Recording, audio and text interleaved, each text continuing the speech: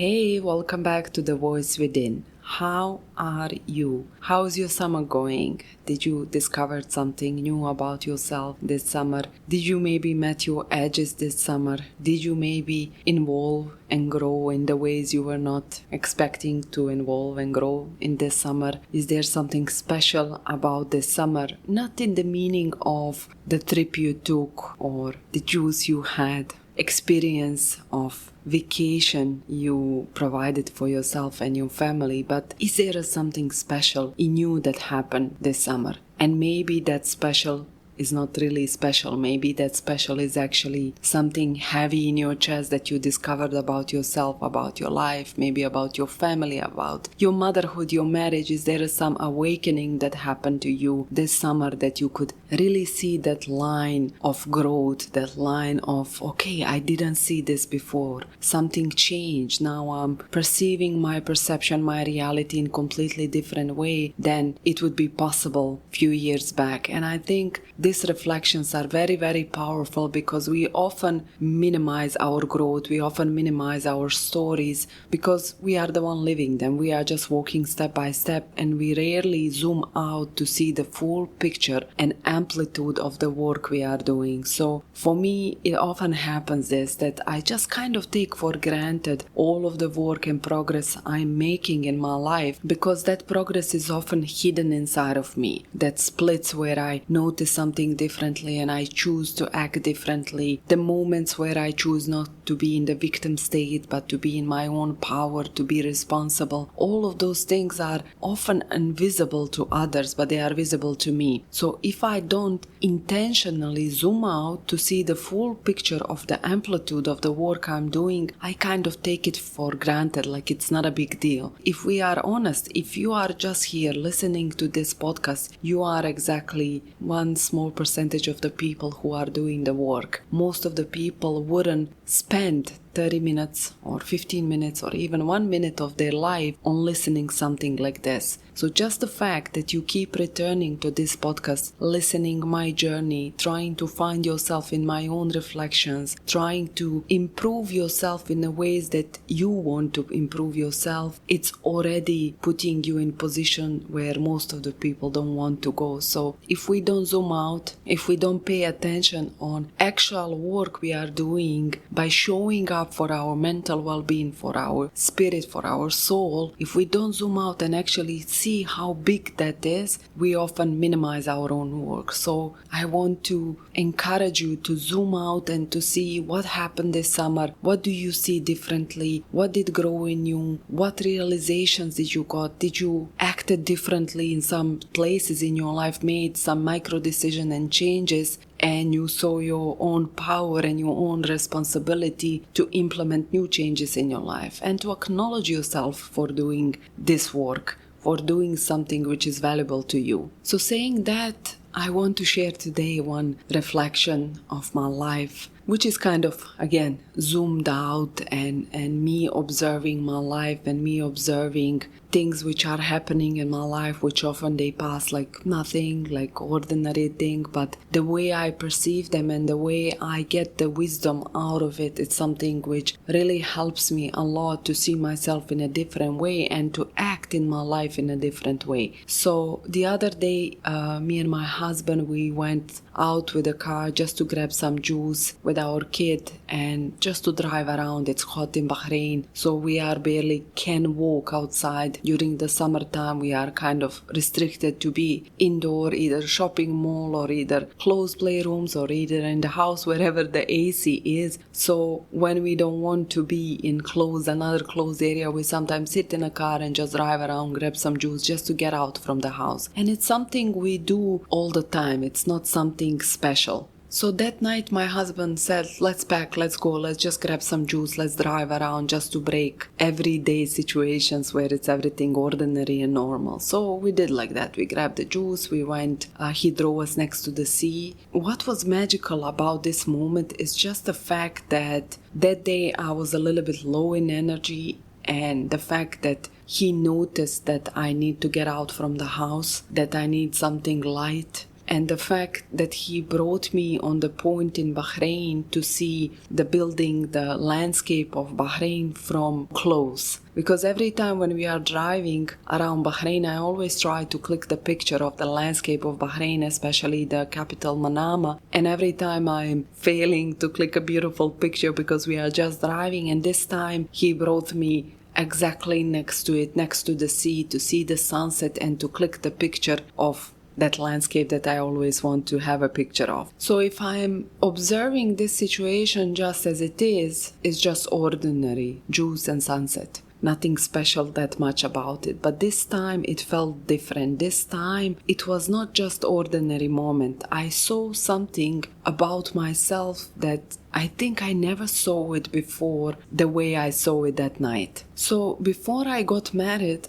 I was provided but not emotionally supported in my born family. And I think a lot of us, we grew up in those kind of families where we had everything, but our emotions or who we are really inside, especially like a daughters, like a woman, like a girls, it was kind of put it on the side and nobody was really paying that much attention on our emotional well-being. And it's kind of understandable. I'm not saying that we're supposed to blame our parents for the way they raised us, but it's just understandable taking into consideration the circumstances in which they grew up. They couldn't give us something which they didn't have. This is why we do this work that we do. We're trying to repair and do it differently than our parents. We're trying to bring that emotional well-being and that connection with our children that we didn't have with our parents. So growing up, I was provided. I had everything what I needed like a child, but I was not emotionally supported. So because of that, I kind of had to take care for my own emotional well-being in the way I could. As well, when I was 6 years old, I survived the war in Bosnia, which lasted for the 4 years. When it started, I was 6 years old. So good portion of my childhood, it went under the war, under the constant fear, under the bombing, under the no food, no clean water sometimes. It was really heavy and I still vividly remember every single details of that war. So when I combine both of these things, I can see that my safety net, the way I was taking care for my emotional well-being was to be strong. Strong meant safety for me, and holding it alone with both of my hands meant identity. Letting go or softening into support, into help, into understanding, into love, for me felt like collapse. It was very threatening for me to outscore responsibilities or anything in my life to anybody else, because I always felt the safest when I do the things my way. So for me it was extremely hard to accept support. For me it was extremely hard to trust the people that they will hold me when it's necessary. This was one of biggest challenges in my work, in my becoming, to soften in that femininity, to let go, to feel supported, carried and loved in the ways that I didn't felt ever before. And maybe you felt it in your life as well. Maybe not exactly the way as my story goes, but it maybe shows up in those moments where you shout, you complain, you beg to be heard, but basically nothing changed. Everything stays the same. You carry everything by yourself. You carry all silently, hoping that somebody will notice the amplitude of the things you are carrying, but then you never speak about it, and after that you resent them when they don't notice it. Maybe you sometimes bite your tongue just to keep it quiet. You don't want to disturb, you don't want to stir the pot, but inside of you is that resentment, that anger. Why they just don't see what am I doing? Often we think that the problem is in other people. Often we think they are the one who don't helping me. They are the one who are not supporting me. How come they don't see what exactly am I doing? But I understood that night with the juice and sunset that it was actually inability to receive. It was my wall which was protecting me to don't trust to others to give me so I could receive. Because receiving requires vulnerability, requires melting, requires softening, requires me to don't be the strong one that holds everything. So if I go into that mode of softening, that means that potentially I could be hurted. So we often resist this because we are terrified. If we stop holding everything by ourselves, everything will collapse. I was not aware how much my resistance was costing me until I decided to let it go. And that night with the juice and sunset, I saw amplitude of letting go. I saw what does it mean. I saw how he anticipated what did I need in that moment, how he supported my emotional well-being and gave me something so ordinary in the moment, just the juice and the sunset. But it filled my cup. I felt supported. I felt seen. I felt loved. Something which wouldn't be possible if I stayed in the place of resistance. Because resistance itself was never strength. It was like my shield, and maybe it is your shield as well. And behind that shield is victimhood. I will carry it all. I will push. I am the strong one. I can do everything by myself. And then I will resent you for not holding me, while I continuously show you that I can do it by myself. But deep inside, I can if I have to, but I would rather not to, because I'm terrified. If I say that and if I lean on you, maybe I will break. Even when support is there, we often, like a woman, we resist it. We resist it because sometimes we even feel guilty for doing it, for taking the support. I felt that way. My identity was built on the fact I can do it all by myself. I'm the one who endures. I'm the one who pushes. I'm the one who resists. So if I let somebody else support me, if I lean on somebody, then who am I without it? What is my worth? My worth completely was built on the fact that I can do it all by myself. And I can, but I choose now not to. When I started understanding that the worth shouldn't be measured by the output. We are worthy the way we are just because we are exist. Few days ago I posted on Instagram one story saying that if you could imagine your family without you, not with the things you're giving them or doing for them, but just without your presence, the love you give them, how the room shifts when you enter, what kind of joy and the smiles and the hugs you bring in your family. When you imagine them without you, that hole that their life would have if you are not inside, this is your worth. And it doesn't have nothing to do with how much you give or how much you do by yourself. And until I was able actually to see this fully and to feel it in my bone, I was not able to receive support, to receive love without thinking that if I do it, that means I am less worthy. And I was not able to see exactly what this kind of I can do it all alone behavior is costing me until I actually allowed myself different behavior, until I actually allowed myself to receive. It was first of all costing me peace, because whenever I was doing it all alone, I didn't ask for support. I was resenting others for not supporting me for support I didn't even ask for. When you are showing continuously that you are the strongest one, that you can hold it all, that you want to hold it all by yourself, people start seeing you that way, and maybe sometimes they get even terrified or intimidated even to offer support to you because they see you going by yourself and doing everything by yourself. So that kind of behavior was costing me peace, because deep inside I was resentful. I was always thinking, how come everybody don't say how hard it is for me? But I never actually said it how hard it is for me. To say it's hard for me would mean to say I'm weak. It would mean I need support. I need help. When I look back at my motherhood, at the beginning of it and the postpartum journey, I can see that the most support that I needed, emotional support, was in that time of postpartum. And that was exactly the place where I was the most playing the strongest one, where I the most resisted that emotional support, where I didn't even ask for it. Then I was getting angry because people didn't give me. Well, actually, I was showing them that I can do it all by myself, that I don't need anybody's support. So maybe you can recognize yourself in those moments in your life where it was very hard for you, but you kept pushing and showing to people around you that you can actually do it by yourself without ever thinking,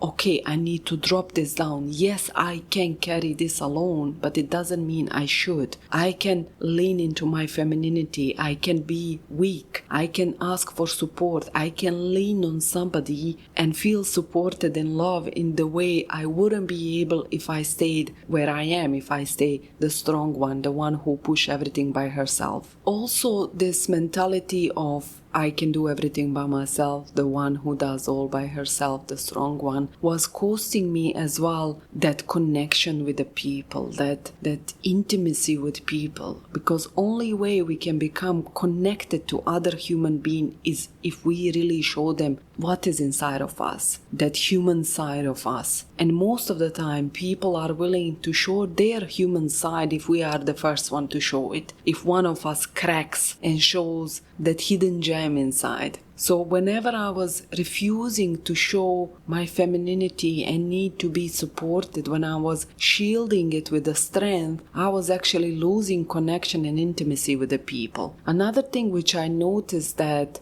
this kind of behavior was blocking me and costing me, it was actually blocking the male masculinity. Because when we are continuously being the strong one, the one who push everything, the one who does everything, where is the space for masculinity in that? Because in the male inside of them, I don't know, is a genetic code or whatever it is inside of them, they want to be the providers, they want to be protectors, they want to be the one who give. And the woman's supposed to be the one who receive. Even if we look into anatomy of the female body, she is not the one who's supposed to give, she is the one who's supposed to receive. When we become in masculinity, giving and giving and giving without allowing receiving as well, we block male masculinity there. We don't allow the male in our life to bloom, to show us the juice and sunset, to be the one who creates magic in our life. When we are standing so rooted with our legs and strong in our position without ever bending and a little bit floating in that femininity, in the beauty of it, in the magic that women can create, we never allow them to feel full masculinity and to be the one who protects, provides, and create the magic out of ordinary moments. And the biggest cost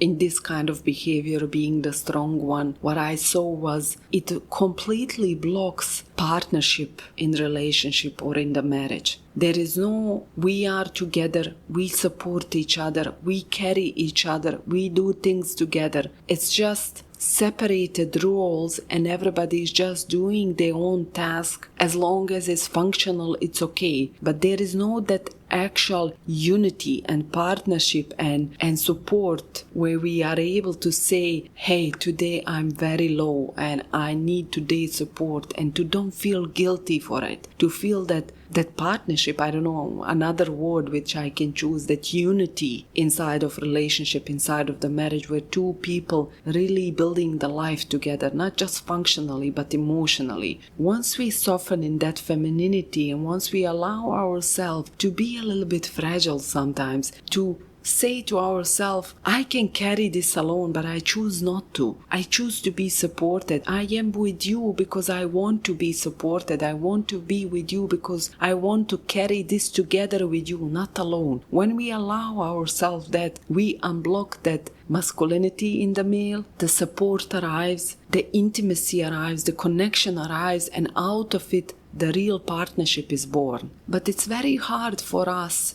to let go of this because we are afraid what happens if we don't hold everything. We don't hold it because we love to hold it and we love to be the strong one and we love to be the one who push everything by herself. But we are terrified what will happen if we just let it go. We are afraid that if we let go, will he be able to hold it? Will he meet me there? We are afraid that if we don't hold our hands against the wall, he will not be able to hold it with us. And then what? This is what we are most of the time terrified. But we are forgetting one fact in this. Until we let it go, we cannot really see how strong is our relationship. Will it become partnership? Will it bloom into something very, very ordinary and magical at the same time, juice and sunset? Or will it really collapse? But either way, we get our truth about our own relationship. But once we are brave enough to let go of that identity, the one who holds everything, and soften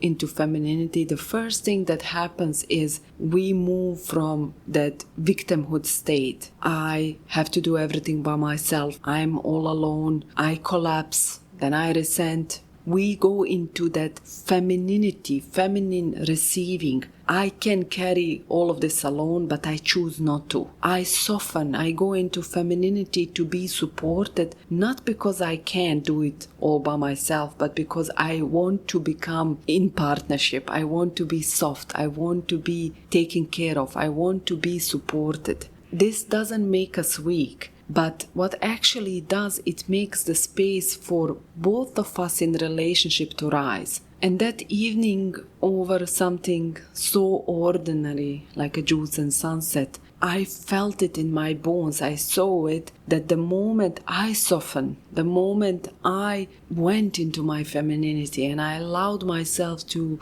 be the one who is supported, he stepped in. Not because I forced or I shouted, not because he didn't do it before, but because the first time I was actually able to receive it. I was actually able to see that that support was all of this time there, but I was the one blocking it because I felt that if I allow it, I will be the weak one. And who am I without identity of the one who holds everything? And that night I realized that my worth has nothing to do with how much I do. It was never in effort, in productivity. It was always about who am I under everything I do. And that's it for today. I am off to grab my cup of juice and to enjoy the rest of my day. I hope you are doing something nice for yourself too. And until the next time, see you here next Sunday. Bye.